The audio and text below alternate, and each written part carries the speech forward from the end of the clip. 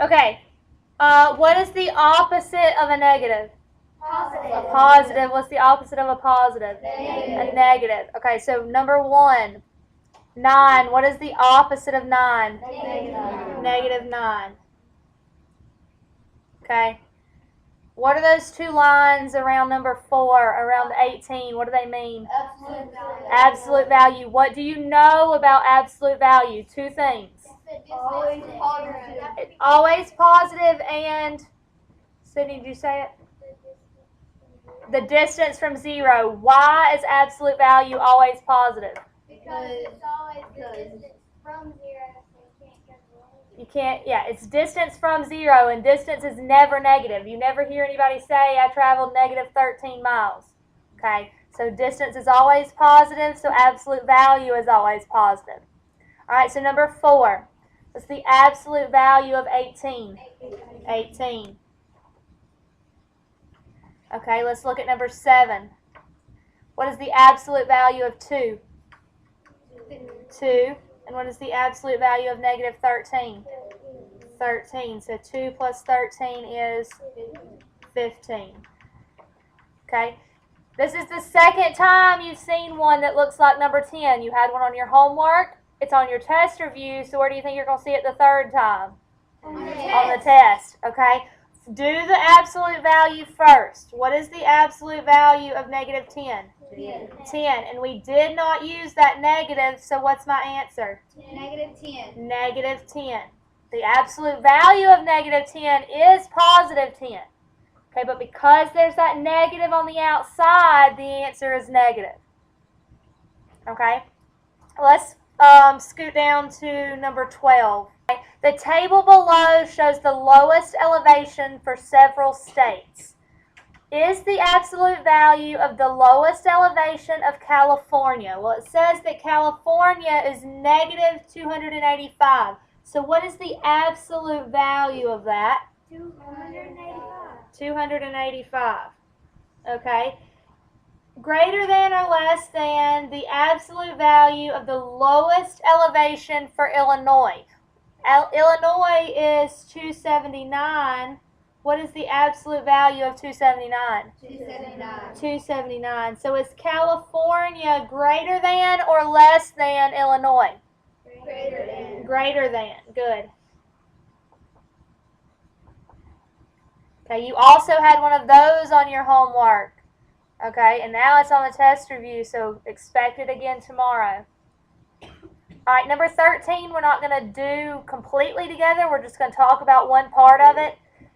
Caroline's soccer starts at 4:15. Do you know what time that is? 4:15. 4:15. 1/4 of 100 is 25, but how many minutes are in an hour?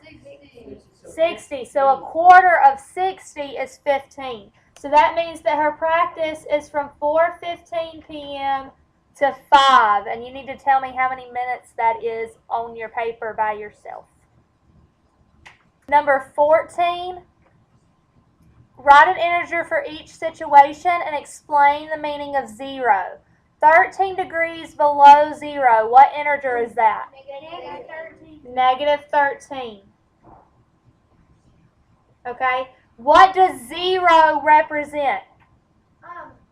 Degree. Temperature. How many degrees? 0. 0 degrees. 0 degrees. So 0 represents 0 degrees. That little symbol there is not another 0. It is a degree symbol. All right.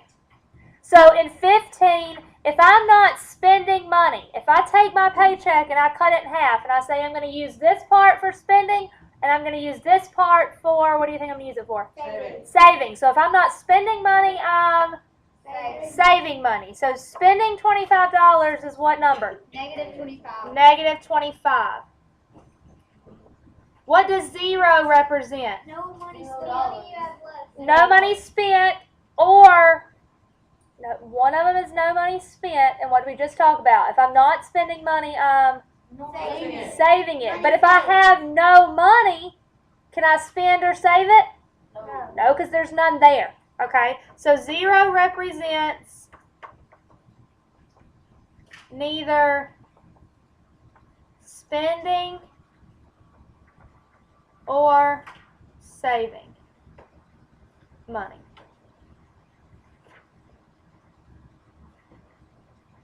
Okay, number 16. When you see a 13-yard gain or a 14-yard loss, something like that, anything that I'm dealing with yards, think of a football game. Okay, if I gain 13 yards, what number is that? 13. A positive 13, so we can just write 13.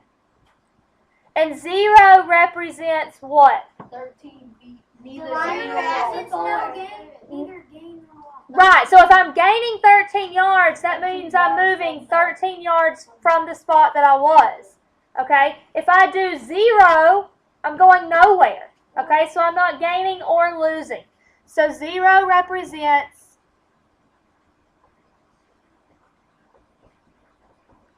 neither a gain or a loss. Okay, if the problem doesn't talk about a gain or a loss, it's probably not a gain or a loss. Tomorrow on your test, you're going to have blank number lines like this. Okay, number 17, you don't always have to start your graph at 0. In this case, I'm having to graph -8. So if I put -8 in the center of my graph, I know that that's where I'm going to graph it. What's on the right of -8 on a number line? On the right, what's going right here? -7. What's next? -6. And what's another one? -5. So what comes after -8? -9. Next one? -10. -11. Okay, so now graph -8. Put your pencil on it, draw a dot. Okay, on 18 and 19, put 0 in the middle and go 3 or 4 each way.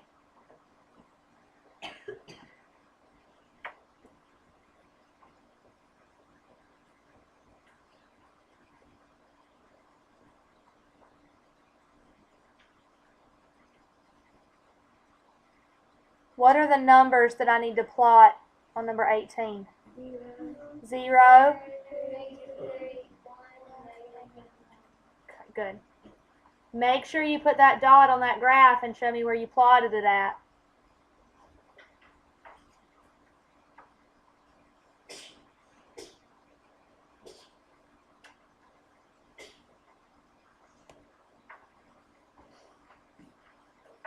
Okay, on 19, if I put 0 in the middle, what comes underneath the 0?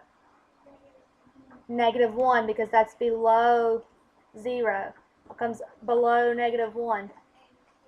-2, and below -2 is -3. What comes above 0?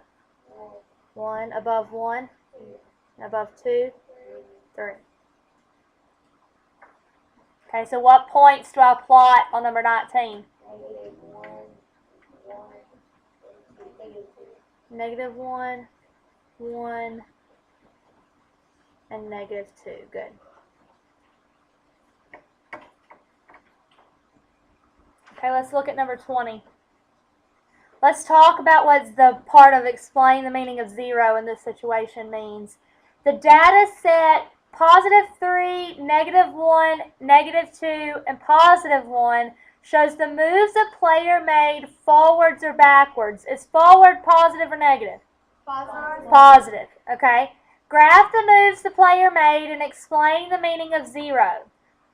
If I'm playing this board game and say I have to roll a dice and I draw a card and it says move back 3 spaces, what number is that? -3. Okay, if I draw a card and it says don't go anywhere, what number is that? 0. 0. So did I move forwards or backwards? No. So, no, 0 represents, I can say the same place that I'm at, not going anywhere, or not moving forwards or backwards, because that's what my problem talks about.